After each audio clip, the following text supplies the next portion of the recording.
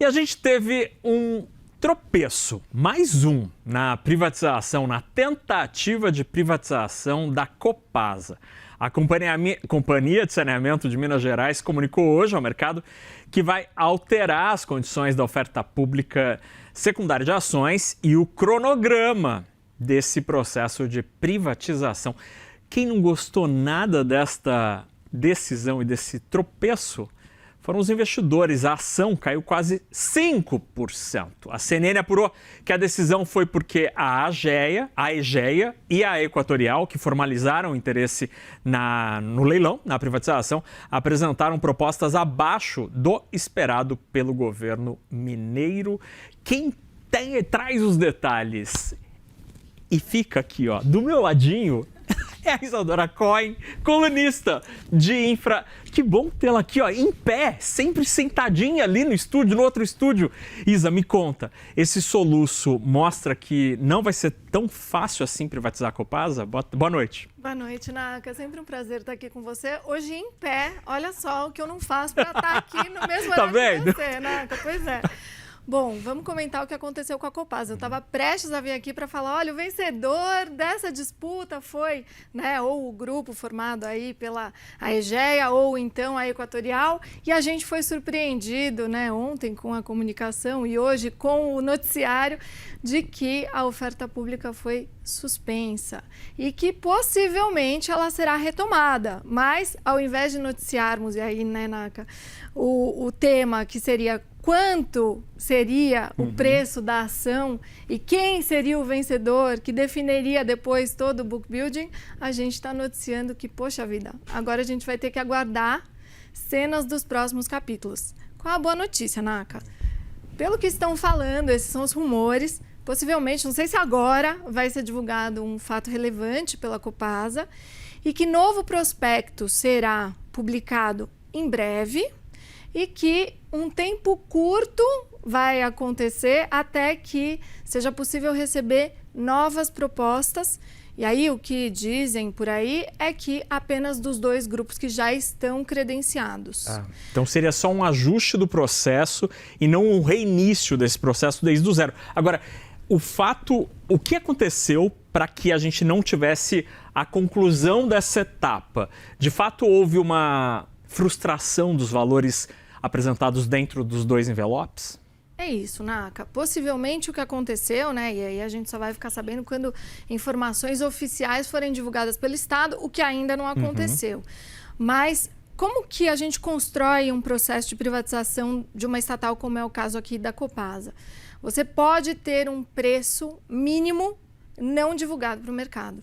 Então, o prospecto que foi divulgado na última semana e que, né, gerou todo esse movimento de dois credenciados que apresentaram, vamos lembrar, uma fiança de 7 bilhões. Não é pouca grana, minha gente. Não é pouca grana, por isso que a gente tem dois. Aliás, Naka, sabe uma coisa interessante? Esse é o primeiro processo de privatização no saneamento que tem dois competidores. Legal. Né? Se a gente falar, por exemplo, da Sabesp, a gente teve a Equatorial. Sim. E se a gente for para a Corsã, a gente teve também só uma, que foi a Aegea. E agora, esses dois players, na verdade, né, veículos relacionados a esses dois players, se credenciaram aqui para a Copasa, né, para o processo de privatização. Mas o prospecto anterior, ele dizia que existia um preço referencial, um preço de mercado. Então, hoje a ação valia, né, até pouco tempo atrás, quase R$53, e isso estava ali na informação do prospecto.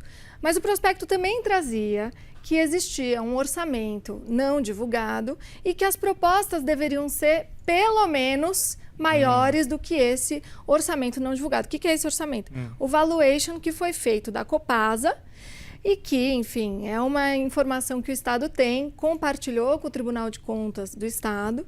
Teve todo um processo também com o Tribunal de Contas, a gente noticiou bastante aqui, né, Naka? Você trouxe essa informação o tempo inteiro. E esse preço até então não era conhecido. Eu acho que o que vai acontecer agora, Naka, é o novo prospecto vai assumir esse preço como mínimo, cravar isso, divulgar ao mercado e possivelmente tanto o Grupo Livorno, né, que na verdade é constituído pelo GIC, um fundo de Singapura, a Itaúsa, né, e a Equipave, que são as acionistas da Egea.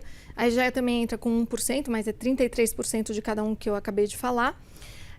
E a Equatorial vão ser as credenciadas para apresentar novo preço. Agora, Isa, desculpa te interromper. Imagina. Por que o Estado de Minas Gerais faz esse processo super complexo, com aqueles catatal de documento, e não coloca o valor que ele espera vender aquele ativo? Não teria de estar dentro do prospecto, dentro desse processo? Não, uma excelente pergunta. Olha, é raro, mas acontece muito, sabe aquele...